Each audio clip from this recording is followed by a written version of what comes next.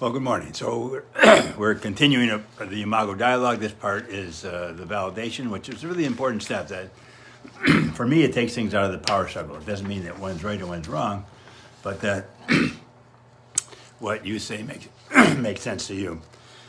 So to quote the authors, to make somebody feel valued as a person, pardon me, or feel that his or her ideas or opinions are worthwhile, is precisely what the second step of Imago dialogue, validation, is meant to do.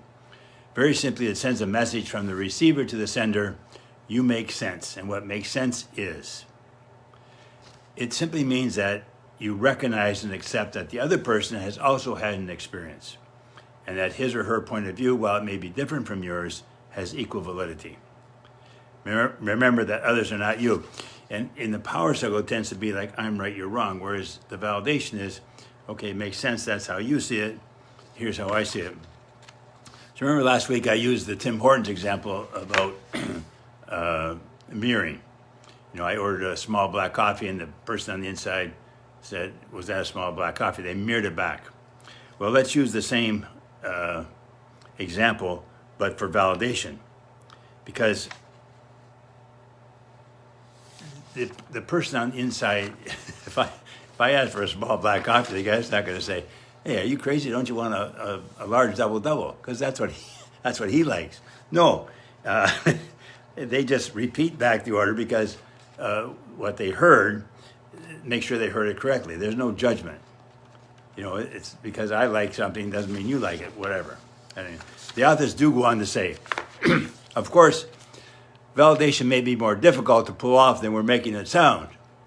In our experience, validation seems to be the most demanding step in the dialogue for many couples. Yet it may be the most important step of all, and here's why. Being validated, receiving the explicit message that what we are experiencing makes sense to another, is precisely the opposite of what many of us experience much of the time. Invalidation, unfortunately, is a norm in many kinds of relationships, between parents and children, between boss and employee, among siblings, and between romantic partners.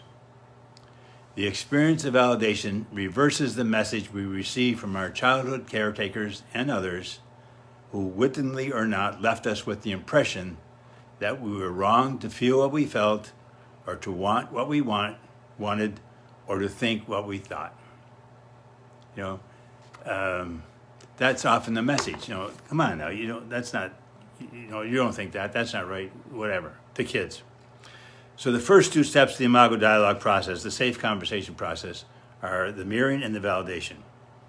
With mirroring, we make sure we get the content of the sender's message, the what, to make sure I heard you correctly. Validation is about understanding. It makes sense, that's how you think about something.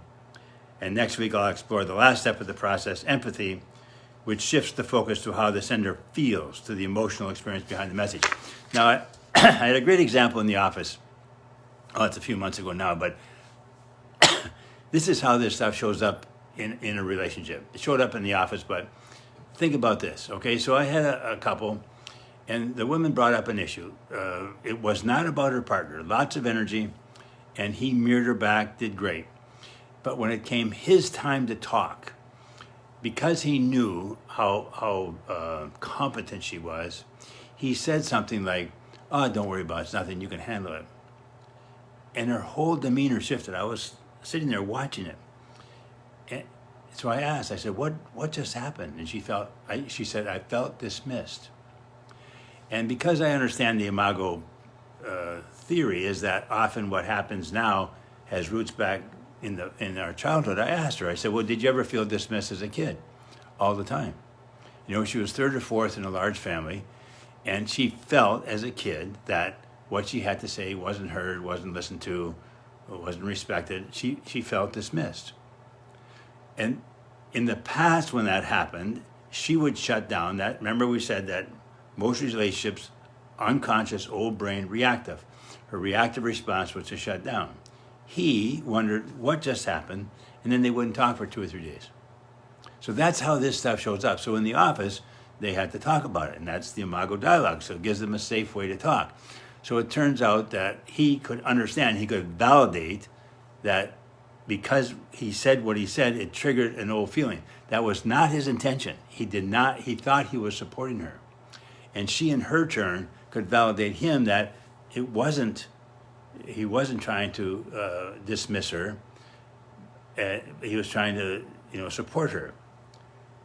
But does that make sense? I don't know. This is the validation thing, is that they could both see why the other person reacted, and that's what happens in a relationship. If something doesn't work, now you have to talk about it. And all I'm saying is the Imago dialogue gives you a safe way to talk, because you want to make sure you hear the other person, and then he could validate, oh, it makes sense that because of what I said, it triggered an old feeling, and she could validate, yeah, that wasn't your intention, but that's what happened. So then they had to figure out what they could do in the future so it wouldn't happen again, or if it happened, it would lessen the damage. Anyway, so that's how this stuff shows up. In any relationship, stuff's going to happen. Now we have to talk about it. You can't just shove it under the carpet. All right. Anyway, next week we'll look at empathy, and have a great week. It's rain. We had 1 week of winter, so we can't complain too much. But anyway, cheers.